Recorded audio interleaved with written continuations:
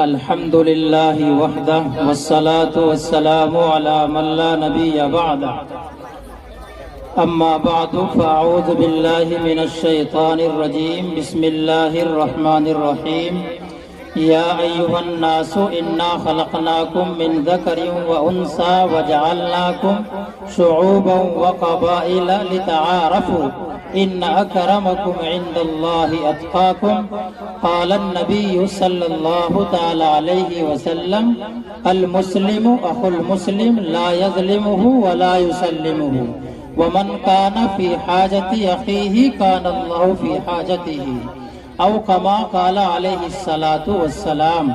برادران عزیز، بزرگان محترم، دار ارقم کا سالانہ جلسہ ہے۔ اس مدرسے کے روح روا قاری محمد یعقوب صاحب ہیں۔ اسٹیج پر تشریف فرما معزز و مکرم علماء کرام، آپ حضرات کے سامنے میں نے قرآن کریم کی ایک آیت تلاوت کی ہے اور حدیث شریف کا ایک چھوٹا سا ٹکڑا آپ حضرات کے سامنے بیان کیا ہے۔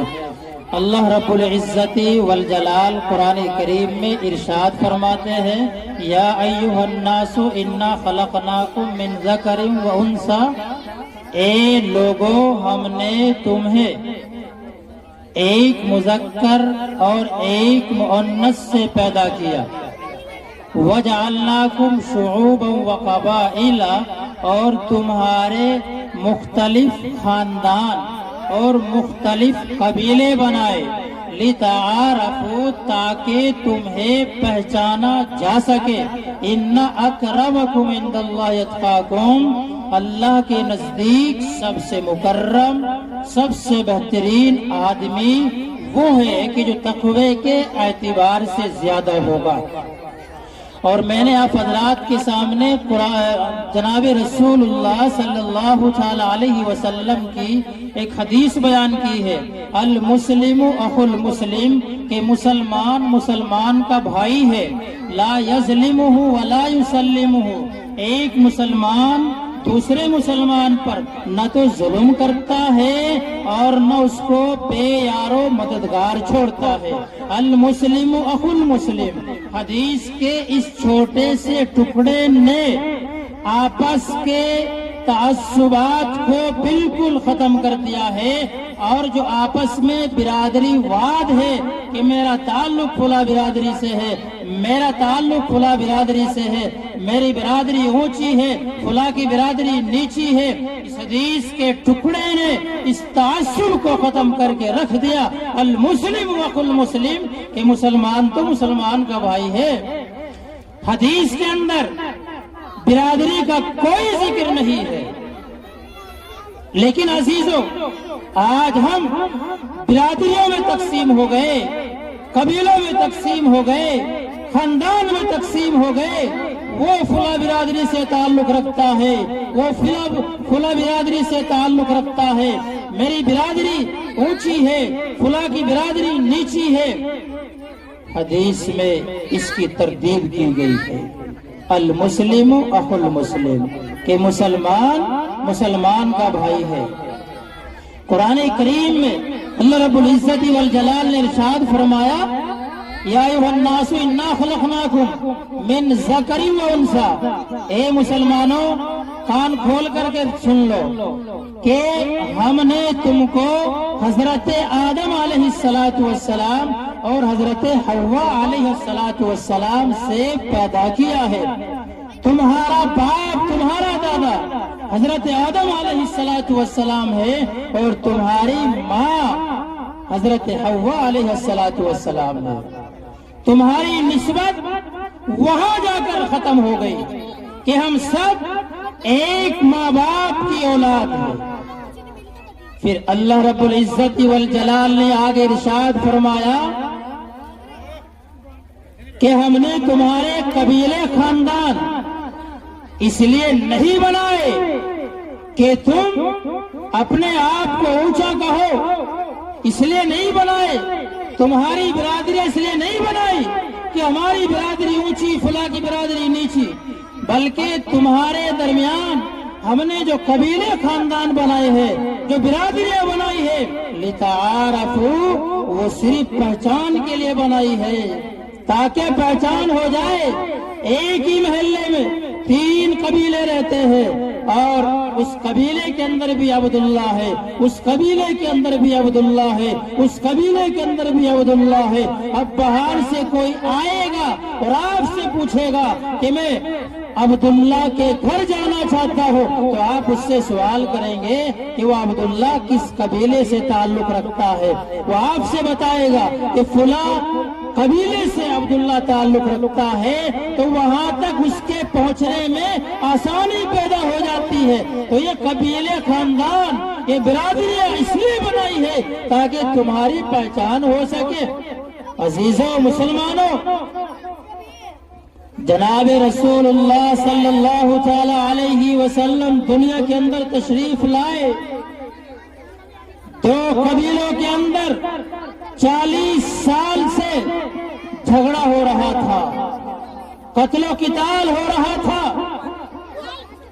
اوس اور خزرج 2 قبیلے تھے، دونوں کے درمیان لڑائی شروع ہوئی، اور اس لڑائی کا نام حدیث میں حرب بسوس کہتے ہیں۔ لڑائی کس بات پر شروع ہوئی کہ ایک قبیلے کی مرغی دوسرے قبیلے کے کھیت میں چلی گئی، تو اس قبیلے کے آدمی نے اس مرغی کو مار دیا۔ بس اسی پر لڑائی شروع ہو گئی، قتل و قتال شروع ہو گیا، جان کے دشمن ہو گئے۔ جب ان کا کوئی بڑا آدمی مرتا تو اپنے وارثین سے کہہ کر مرتا کہ جب تک آپ فلاں خاندان سے، فلاں قبیلے سے بدلہ نہیں لے لو گے، اس وقت تک تمہاری موت نہیں آنی چاہیے۔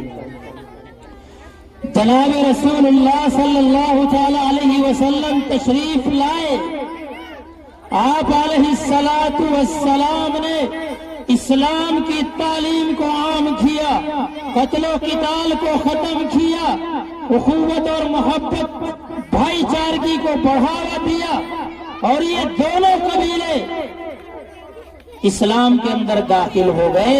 کلمہ لا الہ الا اللہ محمد الرسول اللہ پڑھا اور اسلام میں داخل ہو گئے۔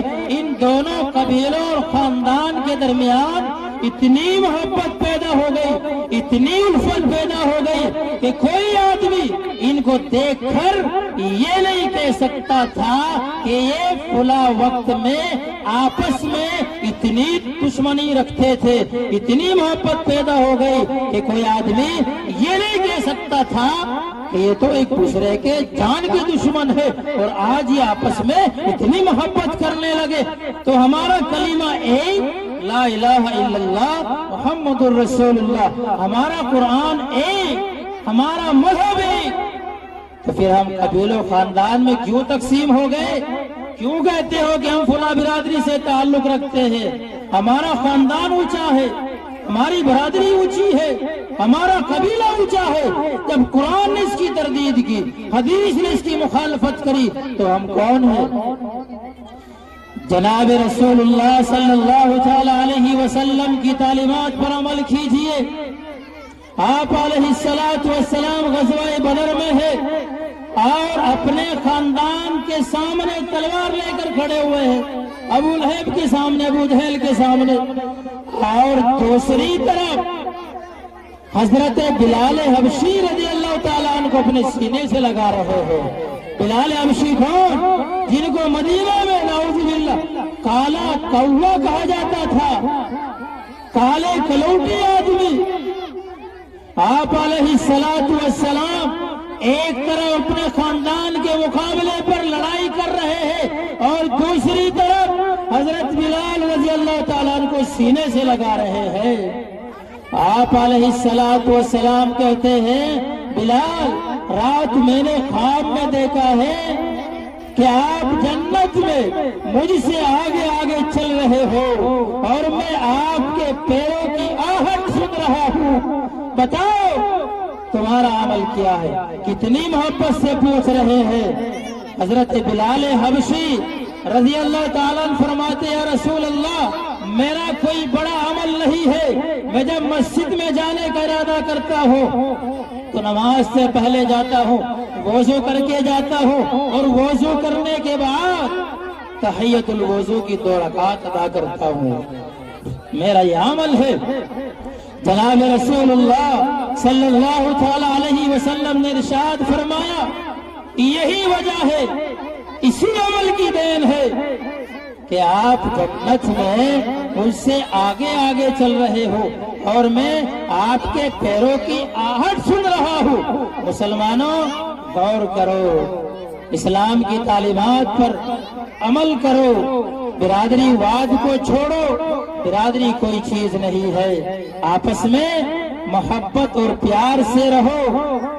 اللہ کے نزدیک یہ نہیں پوچھا جائے گا، جب قیامت کا میدان ہوگا آپ سے یہ نہیں پوچھا جائے گا کہ آپ کس برادری سے تعلق رکھتے ہو، کس خاندان سے آپ تعلق رکھتے ہو، بلکہ وہاں عظمت اور فوقیت اس آدمی کو دی جائے گی، اس برادری کو دی جائے گی، اس قبیلے خاندان کو دی جائے گی جو تقوی کے اعتبار سے زیادہ ہوگا، اس کو عظمت ہوگی، اس کو فضیلت ہوگی جو تقوی کے اعتبار سے بڑا ہوا ہوگا۔ اللہ رب العزت والجلال ہم سب کو ان باتوں پر عمل کی توفیق عطا فرمائے۔ وآخر دعوانا ان الحمدللہ رب العالمین۔